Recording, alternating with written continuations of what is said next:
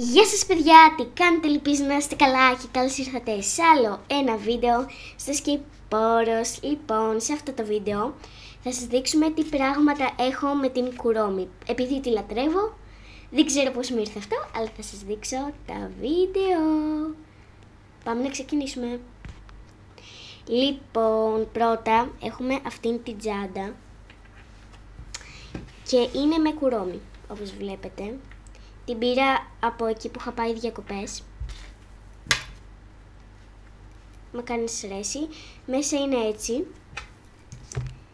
Και γενικά αυτή είναι η τσάντα. Και έχει και για να την κρεμάσει, αλλά δεν ξέρω που το έχω βάλει. Λοιπόν, δεύτερο, το έχω φτιάξει μόνη μου και είναι αυτό. Αυτό, παιδιά, το έχω φτιάξει μόνη μου. Ήθελα να το κάνω squeezy, αλλά δεν μου βγήκε και τόσο. Και είναι πάλι η Kuromi.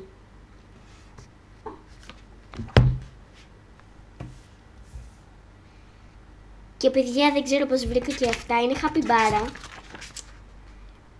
Δεν είναι μες στο θέμα μας, αλλά τέλος πάντων τα βρήκα, οπότε σας τα δείχνω. Και μπορεί να κάνω και part 2 που κάνω capybara, οπότε πατήστε like. Και τρίτο και αγαπημένο μου, βασικά τέταρτο, είναι αυτό εδώ, η mini Kuromi, που είναι μικρούλα. Παιδιά, δείτε πόσο cute είναι. Δεν είναι πολύ όμορφη. Έχω και Hello Kitty τέτοιο και πώς το λένε αυτό, και Harry Potter, δεν έχω δει την ταινία. Δεν είναι πολύ ωραία. Έχει και την ουρά της από πίσω. Λοιπόν παιδιά, αυτό ήταν το βίντεο με την Kuromi. Ελπίζω να σας άρεσε. Πατήστε like, εγγραφή και αυτά.